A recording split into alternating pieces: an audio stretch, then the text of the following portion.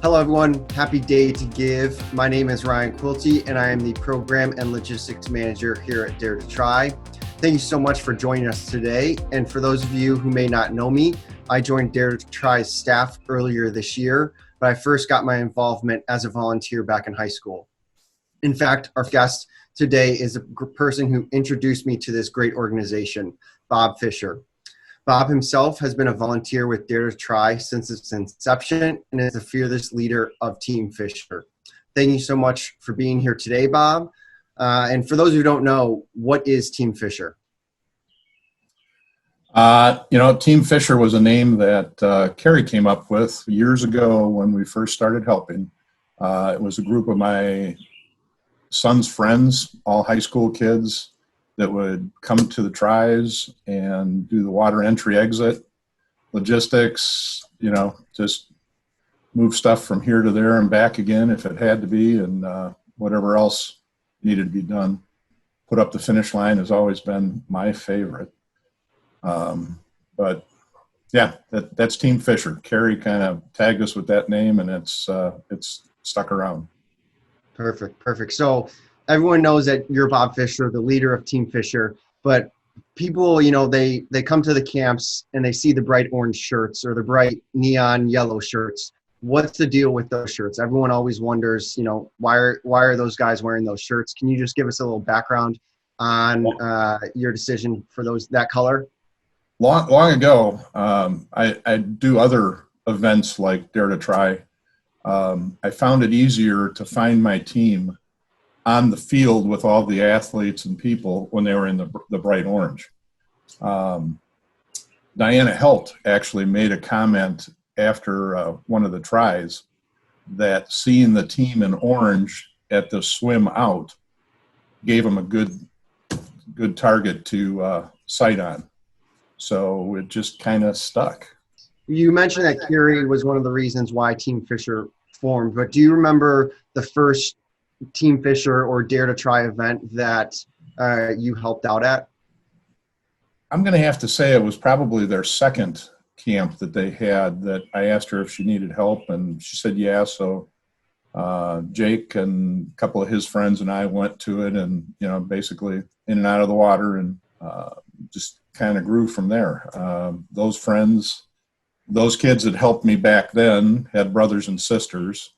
It was your brother was one of the originals, and then you came along, and then just word of mouth. I've always been impressed by the willingness of the kids that do come out to help with Team Fisher and Dare2Try.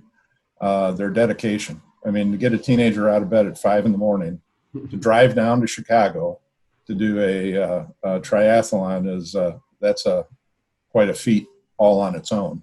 Besides dedication, what else makes a good volunteer? What else makes a good member of Team Fisher? I think just the willingness to help others. It's and I'll use Carrie's terms, the wheelers. Picking them up, putting them in the water. It takes some strength. It takes some agility, especially at Pleasant Prairie, going up and down the steep sand. Their willingness to get right in there, and once they've done one or two, they know the whole routine, and off we go.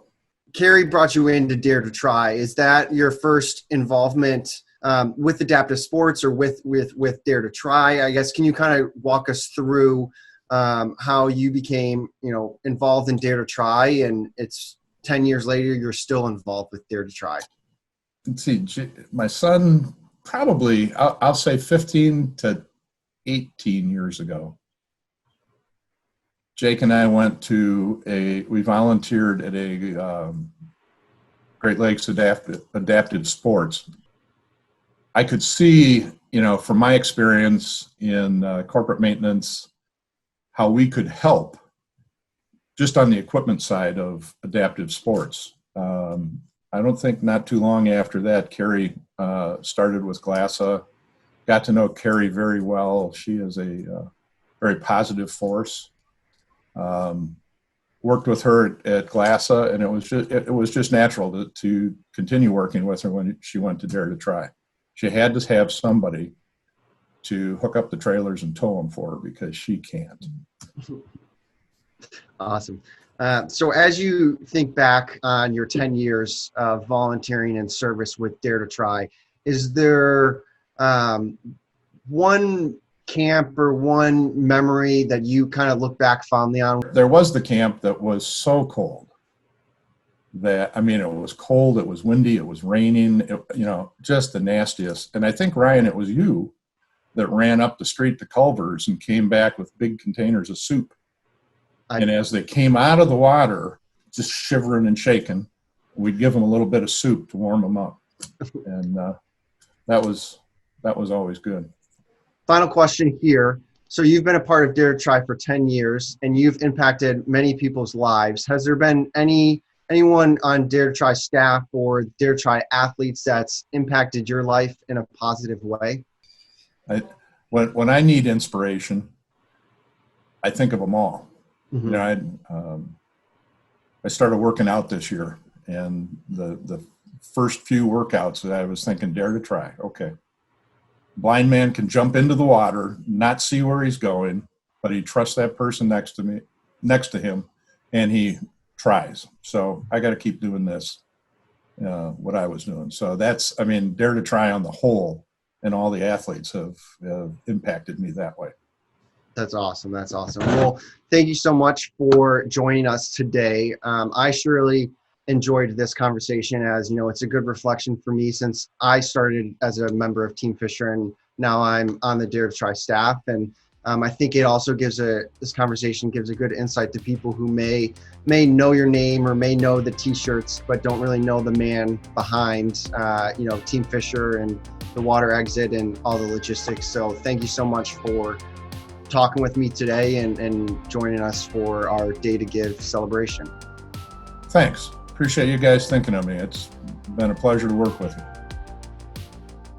Donate now and build a stronger future for Dare to Try and its athletes. Thank you for supporting Day2Give.